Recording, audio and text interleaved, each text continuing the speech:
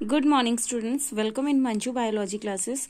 Students, in the previous class, I have discussed with you the structure of the microsporangium और the structure of young anther. तो हमने उसमें देखा था कि उसमें 4 लेयर्स होती हैं। यहाँ से एक सेक्शन है ये। कौन कौन सी थी? एपिडर्मिस थी, एंडोडर्मिस थी, मिडल लेयर्स थी, 2 मिडल लेयर्स थी, फिर अंदर था टेपेटम की एक लेयर थी, और उसके अंदर क्या था? माइक्रोस्पोर मदर सेल्स थे और स्पोरोजिनस टिश्यू था, यूं बोल सकते हैं। क्या था उसके अंदर? Sporogenous tissues. और 2 जो एंथर्स के जो लोब्स थे उनको कनेक्ट करने वाला बीच में था एक कनेक्टिव। ओके अब यहाँ पे एक मेच्योर एंथर दिखाया गया है, इमेच्योर डिजीज्ड एंथर, वो टूट गया है, फट गया है। तो देखिए वो जो पोलन ग्रेन्स हैं जो बीच में से रिलीज हो रहे हैं, ये कनेक्टिव आ गया, एपिडर्मिस आ गई, फिर थोड़ी सी इलोंगेटेड जो सेल्स दिख रहे हैं एंडोथीशियम आ गई, फिर 2 मिडल लेयर्स आ गई, और क्या है? टेपेटम, और जो अंदर का स्पोरोजिनस टिश्यू वो क्या हो गया? बिल्कुल पूरा रप्चर हो गया है, यहाँ से रिलीज हो रहे हैं वो पोलन ग्रेन्स। ठीक है, तो अब हम इसको एक बार हमने फिगर से स्टडी कर लिया, अब हम थॉरली इसको फटाफट स्टडी कर लेते हैं कि स्ट्रक्चर ऑफ माइक्रोस्पोरेंजियम। ठीक है, तो स्टेमन के अंदर क्या होता है? माइक्रोस्पोरेंजियम होते हैं। तो क्या है? जो माइक्रोस्पोरेंजियम का हम स्ट्रक्चर देखा वो क्या दिखाई देगा? अपीयर सर्कुलर इन, हमें गोल सा दिखाई देगा, सर्कुलर इन आउटलाइन। ठीक है, it is generally surrounded by 4 wall layers. कितनी वॉल लेयर्स थी इसमें? 4 वॉल लेयर्स थी माइक्रोस्पोरेंजियम के अंदर, और एक एंथर जो आपका लोब हमने दिखाया उसमें 4 वॉल लेयर्स थी। Epidermis, endothecium, middle layers and tapetum.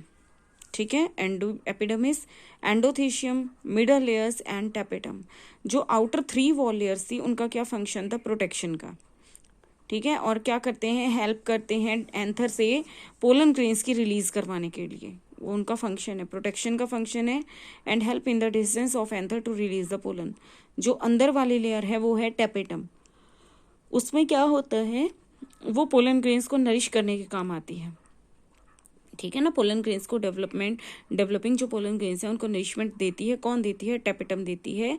और जो टेपेटम के सेल्स होते हैं उनमें ऐसा क्या होता है? उनमें डेंस साइटोप्लाज्म होते हैं और मोर देन 1 न्यूक्लियाई प्रेजेंट होता है।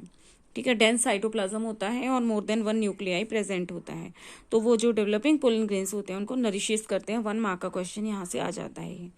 ठीक है, और जब एंथर यंग होता है उसमें एक कॉम्पैक्टली अरेंज होमोजीनस टिश्यू, अंदर सेम एक जैसा टिश्यू दिखाई देगा जिसको स्पोरोजिनस टिश्यू बोलते हैं, जो हर माइक्रोस्पोरेंजियम के सेंटर में प्रेजेंट होगा, जो टेपेटम के अंदर प्रेजेंट होते हैं। ठीक है, उसके सेंटर में प्रेजेंट होगा स्पोरोजिनस टिश्यू। अब माइक्रोस्पोरोजिनेसिस, जिनेसिस होता है फॉर्मेशन, माइक्रोस्पोर की फॉर्मेशन यानी कि पोलन ग्रेन की फॉर्मेशन।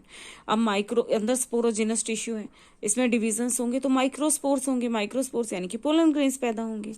तो जैसे जैसे एंथर डेवलप होता जाएगा, जो स्पोरोजिनस टिश्यू के सेल्स हैं उनमें कौन से डिविजन्स होंगे?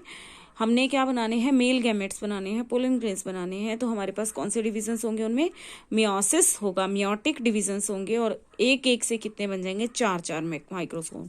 एक माइक्रोस्पोर मदर सेल से कितने बन जाएंगे? 4 माइक्रोस्पोर टेट्राड्स।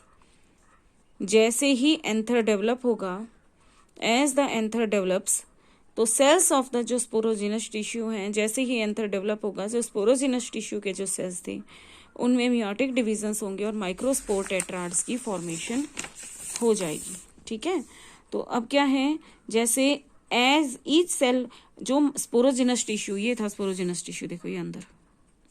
ठीक है, ये देखो यहाँ दिखाए माइक्रोस्पोर मदर सेल की स्पोरोजिनस टिश्यू के अंदर का हर सेल, उसमें पावर है, वो किसकी तरह बिहेव करेगा? माइक्रोस्पोर मदर सेल की तरह। और फिर उसमें मियोटिक डिवीजन होंगे और 1 से 4 सेल्स की फॉर्मेशन हो जाएगी। हर सेल जो स्पोरोजिनस टिश्यू का है उसमें पावर है माइक्रोस्पोर टेट्राड बनाने की।